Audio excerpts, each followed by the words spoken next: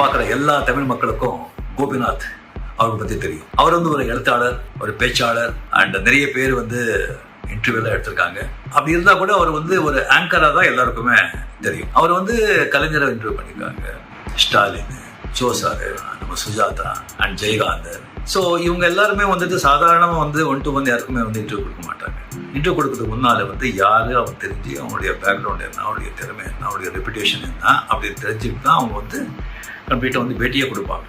So அவங்க எல்லாம் வந்து இவருக்கு வந்து இன்டர்வியூ கொடுத்தாங்கன்னு சொன்னால் அதே வந்து நீங்கள் தெரிஞ்சுக்கலாம் இந்த கோபிநாத் மேலே வந்து எவ்வளோ மதிப்பு மரியாதை அவங்கெல்லாம் வச்சுருக்காங்க அப்படின்னு சொல்லி.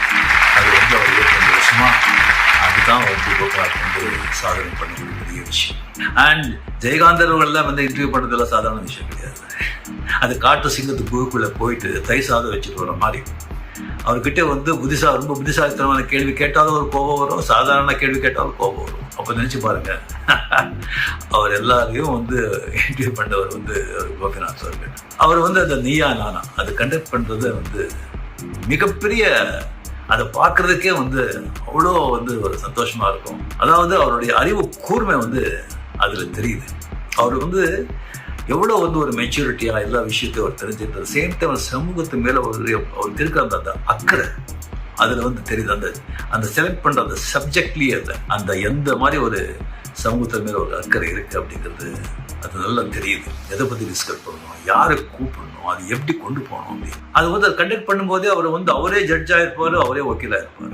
அங்கே வந்து சில கருத்து வேறுபாடு வந்தால் கூட அதை வந்து அவர் எப்படி சமாளிக்கிற விதமே வந்து அது ஒரு தனி, அது அந்த மாதிரி யாருமே வந்து அவர் எல்லாம் செய்யறதே கிடையாது, செய்யவும் முடியாது. நீயா நானால வந்து கோபிநாத் சொல்லும்போது இப்போ வந்து எந்த இதில் வந்து ஒரு எந்த வந்து விஷயத்தை வந்து எந்த சப்ஜெக்டை அவர் எடுத்துக்கிட்டாரு அப்படிங்கிறதுல நான் வந்து ரொம்ப ஆர்வமாக இருப்பேன், ரொம்ப பொறுமையாக அதை நான் பார்க்குறேன். அதுலேயே வந்து எவ்வளோ ஒரு இன்ஃபர்மேட்டிவாக எவ்வளோ விஷயங்கள் நமக்கு தெரியுது. அதே வந்து அவர் மக்களுக்கு சேர வந்து மிகப்பெரிய சேவை. அது எல்லாத்தையும் வந்து நீயா நாங்கள் பார்த்தீங்கன்னு சொன்னால் இவ்வளோ ஜாம்பவான்களை வந்து சும்மா சாதாரண ஆளுங்களை கூப்பிட மாட்டாங்க, அந்த மாதிரி விஷயம் தெரிஞ்ச ஆளுங்களை கூப்பிடுவாங்க. அவங்க எல்லாம் பேசின பிறகு கன்க்ளூசிவாக இவர் வந்து அவருடைய கருத்தை சொல்லுவாங்க. அதில் வந்து நீங்கள் தெரிஞ்சுக்கலாம் அவருடைய பாண்டித்யம் என்ன, அவருடைய மெச்சூரிட்டி என்ன அப்படிங்கிறது ஸ்பான்டேனியஸாக இதெல்லாம் வந்து ஒரு சாதாரண விஷயம் இல்லை. ஸோ ஒரு கோபிநாத் மாதிரி வந்து ஒரு மனிதர், இந்த மாதிரி ஒரு பர்சனாலிட்டி, ஜனங்க மேலே வந்து அக்கறை உள்ள ஒரு நல்ல ஒரு மனிதர்.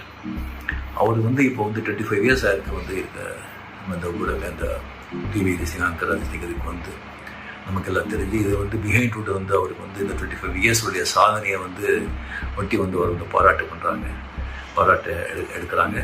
அதுக்கு வந்து கோபிநாத் அவர்களுக்கு என்னுடைய மனமார்ந்த பாராட்டுகளும் அவங்களுடைய வாழ்த்துக்களும் சொல்லி இந்த விழா நடத்துகிற பிஹைண்ட் வுட்ஸ்க்கு என்னுடைய வாழ்த்துக்கள் தெரிவிச்சுக்கிறேன்.